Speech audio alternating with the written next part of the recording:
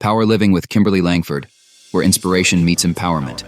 Kimberly is a nurse executive, leadership coach, Reiki master, and your guide on this journey to whole person wellness. There we go. Hey.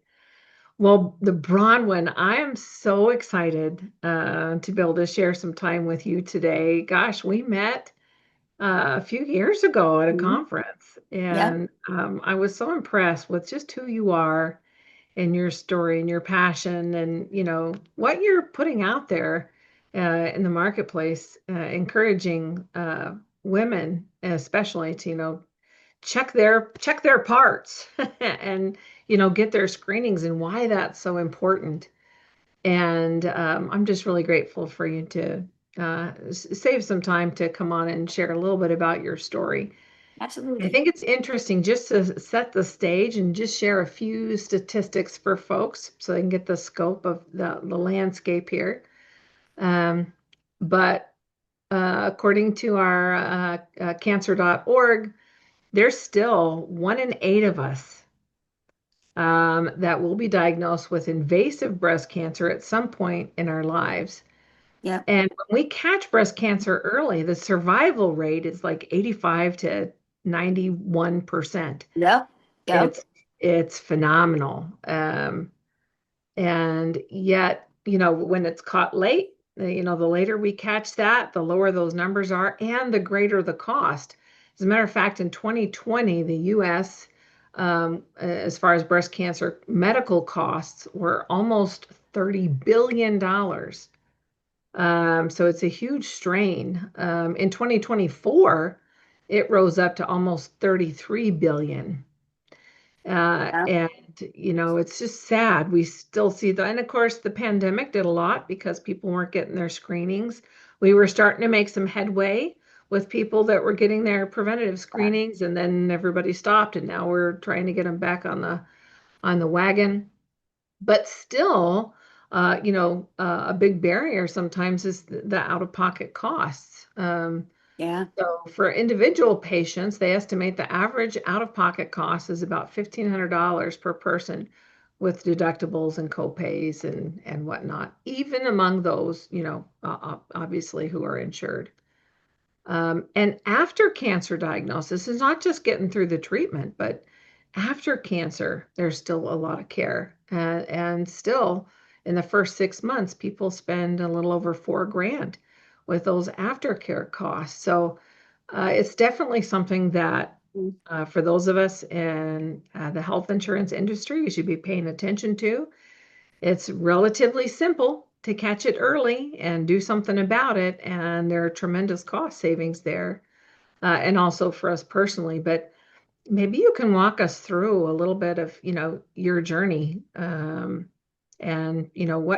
what you wish you would have known back then and compared to what you know now. Yeah, absolutely. So, thank you for the introduction. I with my story is a lot different than a lot of other people's, and I think that was because I knew how to navigate insurance. So I was lucky about that. I knew to ask for a nurse navigator. I knew I was on a PPO plan. I knew I had access to that. So I got one, and she was an angel on earth. She helped me with all the billings, the getting my appointments set. And I just keep thinking that I was so blessed to have had someone help me along the way in that aspect. I don't know how women are doing it without any help. And I give them so much credit because it is hard. It is hard Yeah, to be able to get appointments. It's hard to be able absolutely. to get in to, from my diagnosis, from the day I found the lump till the day I had my bilateral mastectomy was a month. That was it. And Wow. 1 month. And it all just fell into place. I got every appointment I needed. So my story is not like many other women's that I've Yeah. heard, but it should be. It should be more Well, like that. It it should did. have, oh, go ahead. Well, it's interesting that you say that because for so many people, they leave that appointment where they get that diagnosis. They're told they need to go get an MRI or something like that, and then they go call to make the appointment, and it's 6 weeks out. Yep. So and exactly because the lady told me it was going to be 6 weeks out too, and I was like, well, I can't. accept that. How about I get on a wait list? And, for me, getting on the wait list, I asked her for, she was like, absolutely. I told her that I'm super flexible on time. So any time that they could get me in, I would make it work. So I also gave them a little bit to be able to get me in, gave them a little more options and just, but also people don't know to ask that. People don't, they'll Well, just they take it don't. Well, and they'll and just, well, and with the nurse navigator, nurses know the lingo to use to get yeah, somebody, yep, up the chain. And so, for you with your background in benefits and insurance, knowing the landscape, yep, um, to hear that that was still hard, and yet those yep, steps that you took with the nurse navigator, how that a month to treatment, that means that makes a difference between huge. a stage 1 and a stage 2 or 3.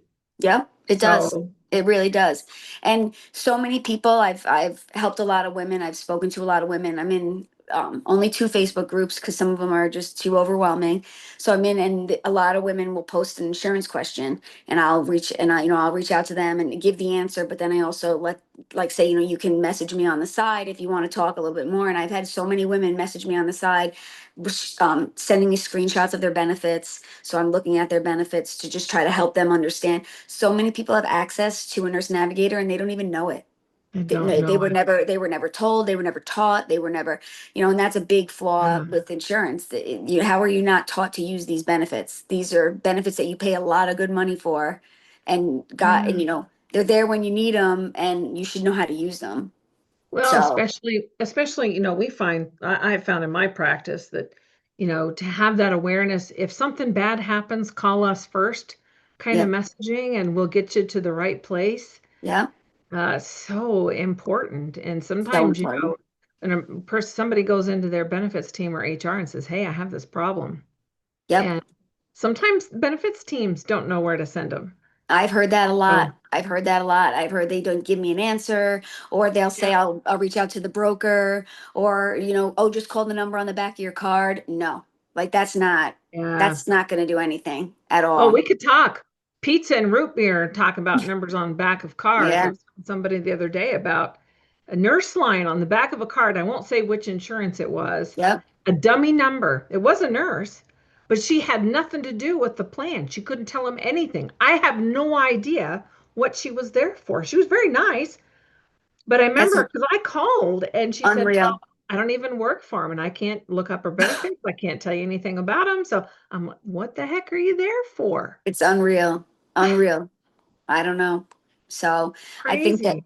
yeah, definitely. So for me, things happen a different way, and I do think that's because of my background, knowing a little bit Yeah. more. But I also will tell you, as soon as I heard it, I almost became like a deer in headlights too. Like I didn't even know what to do. Obviously I know about, the how to call, how to talk to when I'm scheduling appointments, that if I need a referral or not, all that stuff, but it kind of goes out the window a little bit. Yeah. So having that nurse navigator to really kind of fill in where I needed her, because she knew I did insurance, so she knew I knew stuff, but she took care of billings, and they said that one test wasn't necessary, so then they had to reappeal it. So she was like, "You don't worry about anything. I take all this on," and then I just think of all the women that are doing it Yeah. themselves, and it really just it breaks my heart because I don't know how you can be diagnosed with cancer and then have to worry about fighting for your life, but also worry about fighting a claim to get paid Yeah. for a treatment that you absolutely need. It's And just, meanwhile, you're trying to hold down a job and a family, and maybe a and a family, family or and yourself, kids your, or yeah. yourself And together. the financial burden. How Hmm. am I going to pay for my care? That's Yep. really scary. Yep. Um, so how did you originally catch your cancer?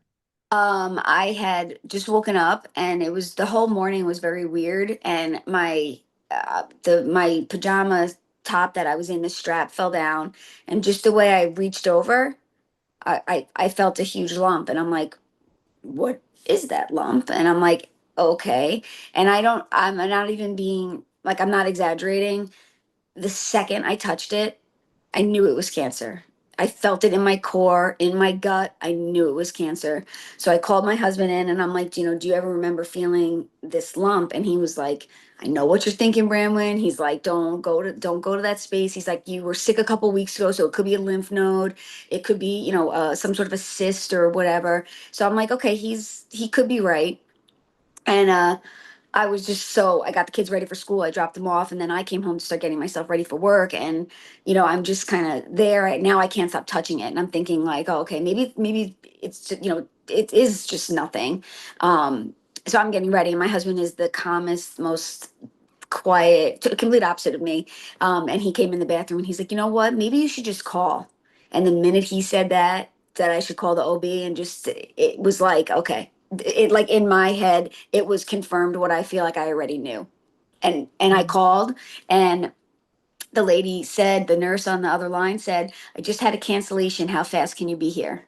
And I was like, I can be there in 20 minutes.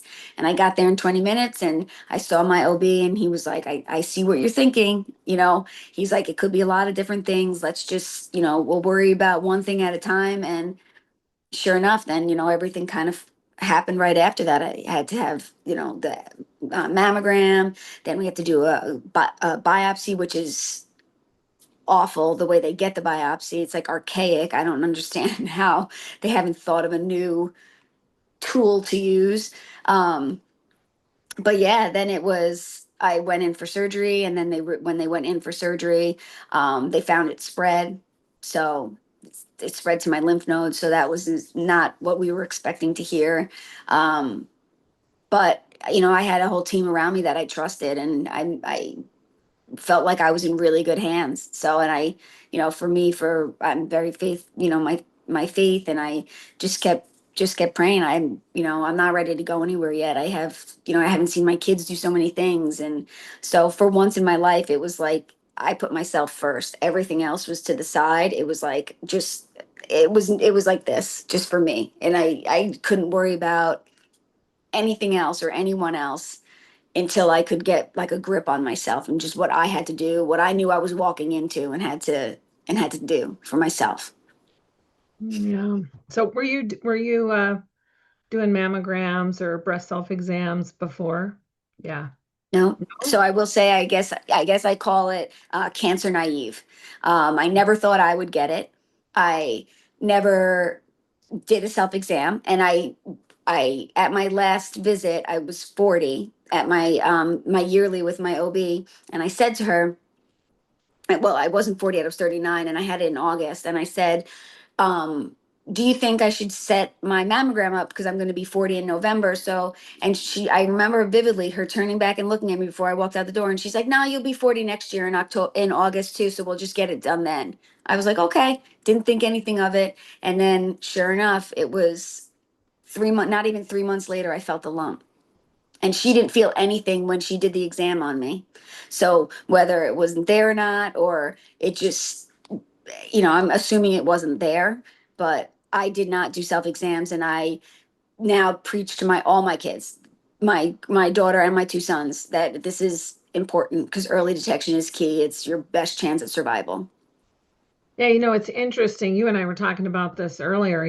The breast self exam, we used to teach that all the time, and now they don't teach it when you go in. A lot of times your No. provider doesn't do the breast exam anymore. It's not a current guideline. That Mm-mm. being said, it's still a really valuable tool. We were talking Yep. earlier. I mean, I've had patients who have told me, my husband caught it. Yeah. Yeah. Husband, Hey. do your due diligence. Yeah. Right? It is important. The U.S. Preventative Services Task Force, they recommend mammograms every 2 years. Yep. Women of average risk starting at age 40 to 74. That being said, if you have a family history or anything like that, they're going to recommend that earlier. Did you have a family history? So my paternal grandma, had breast cancer, and Mm. my maternal aunt had breast cancer, but hers was local, and she just had to do a lumpectomy, so no treatment or anything like that. But it's interesting because my other aunt was in remission from ovarian cancer. So when I had told my OB when I went for my annual, and I said, "Oh," she said, "Is anything different with your family history?" So I figured I would tell her that because it is different. And she's like, "Oh, why don't we do a genetic testing?" And I was like, "What? Okay." So we did the genetic testing. 2 weeks later, I went into her office, and there was like 30 different, panels of, and I was negative for everyone. I didn't have the BRCA gene. I didn't have any high markers for anything. Nothing. So I was like, okay, so this is great. I felt like, for me, I was so scared because I'm like, why did I do that? Why did I do that? What if it shows something? And then I got out of there. And for me, it was like a huge sigh of relief. Like, all right, I'm good. Like, I'm in the clear. And then that was like mid-September. And then all of a sudden, you know, here comes November and I found it. So Wow, that's incredible. yeah. So, Yeah. it's interesting. So, I guess our advice would be if you're not doing a breast exam, even though it's not guidelines, you should be familiar with your own body. Same Yep. thing. You should be watching for moles. You should be checking your skin. Yep. You should be doing those things. Guys, you should be checking your parts too. Yep. Same kind of Absolutely. like a breast exam. Yep. You should be familiar with your testicles. Yep. So Agreed. wives, Yeah. pay There you go. attention. There's a Pay job. attention to all the parts. Teamwork there. And here's the difference. When you look at just not counting the exquisite difference between in terms of cost between catching a cancer early and a cancer late. When you look at post cancer, 12 months post diagnosis, when you catch a cancer very early at stage 0, the costs are like 60 grand. When you catch it at stage 4, this is a year after the diagnosis, those costs jump up to 134, almost $135,000. It's a huge jump. And Yep. that continues into year 2. So it's so important, to make sure that we're all staying alert Yeah. and, catching things earlier. And not ignoring. So there's so Yeah. many things. People think, oh, it's just a lump, I don't have a lump. It could be a change in your skin. It could be a little spot in your skin that's all of a sudden red, or the texture's thickening, or I mean, these are all things I did not know. I would have just thought maybe I was Or getting one looks eczema. different from the other if you're Yep. not breastfeeding, right? Yep. Your nipple could change shape. Your nipple could just start having discharge, and you might just brush it off as, oh, that's nothing. Or and if you're more aware of your body visually and how you feel, and then the risks and the signs of it, which are huge. You're not going to be cancer naive like me. You're going to be able to be diagnosed as early as possible, and you Yeah. just be familiar. So if you know that you always have, you have dense breasts, or you have cysts, or you get to know those shapes of them because you're feeling, Yeah. you're doing it. And then if something's different, you're going to realize what's different because you're very familiar with yourself, which I think is very important. Yeah, you're absolutely right. And then acting early. And Mm-hmm. to your point earlier, being familiar with your benefits, Mm-hmm. knowing where to go, Yep. when you have something like that. Our health costs, healthcare insurance costs are not cheap. No. So you should be getting the full benefit of what you have in place. Well, and they're not going to tell you that you have a nurse navigator, and people don't know to ask that. So it's kind of, you have these wonderful men that are there to help you, and they aren't getting utilized as much as they should. Sometimes they call in on the back end, and Yeah. then ask if you need help, which is great too, because they could still always help, but you've already navigated so far in that it's almost like, well, I kind of don't need you. I needed you then, but they're only getting the update from, comes across their desk saying like, hey, reach out to this person because they're having this issue or whatever. That's a great point, and that's why health plans really, if you have something like that in place, it's so important for you to own your data and Hmm. and have that. Yep. If your claims are 3 months late, by the time the nurse, if you have a good cancer management program in place, by the time the nurse sees it, Yep. And then, the welcome letter gets sent out and you Yep. call. Now you're into month 4, Yep. and a lot Yep. can happen between month 1 and 4. Absolutely. So, if and likewise, if you get data, I mean, I've had some platforms where we get data like every month, and the claim lag was only 30 days. Yeah. That's so much more powerful. And for, cancer management programs that I've developed, we jump on those quickly, and it makes a really big difference. Yeah. That's So, why, I did, I worked in insurance. I had a lot of my own companies, and my biggest thing was education. So I would go into these companies, during open enrollment, off cycle education, and I would teach people how to use their benefits. You would be so surprised how many people don't know what a yeah, deductible is, don't know how the deductible works with the out of pocket, so teaching them that they have these tools and they can, how to use your insurance. I mean, it's crazy how many older people, don't, and forget the young people have zero idea. So, and they don't yeah. get taught. They just are like, oh, okay. Sometimes It's they don't even. complicated, even Hmm. for those of us that work in Yeah. it. So a hundred imagine for percent. somebody who's not in Yeah. well, well, Bronwyn, if your story, Hmm. I think is so powerful. Um, if you could think of, one thing that, if you could do one thing, for either people in benefits or, members of health plans, in terms of advice pertaining to, cancer awareness, what would it be?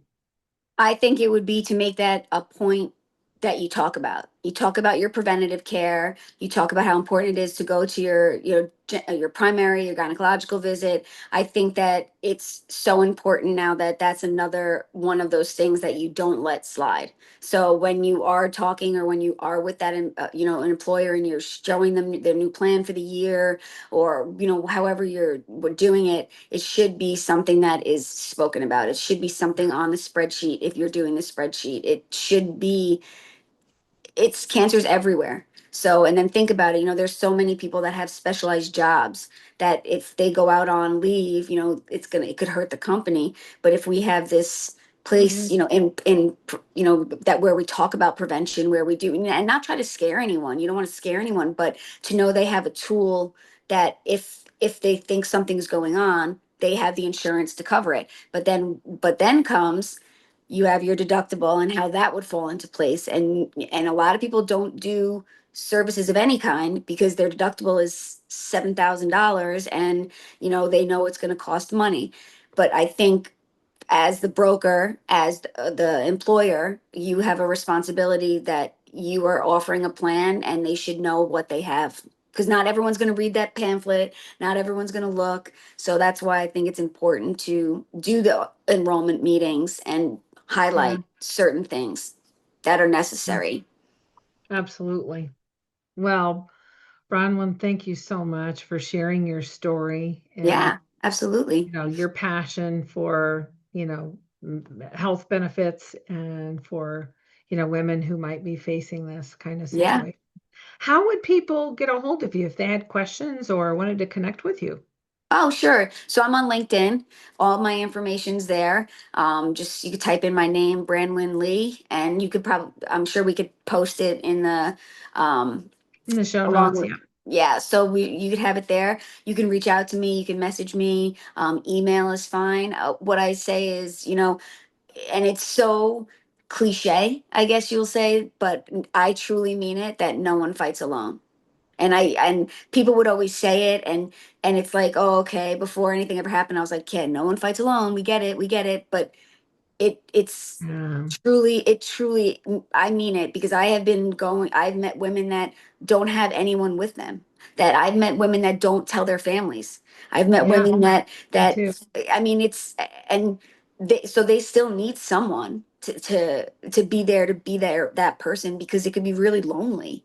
So, Oh, yeah. you know no one fighting alone is a big thing for me. So if anyone is alone, or feels alone, or none of their friends can understand them, because that's another thing too. Your friends all mean well, your family all means well.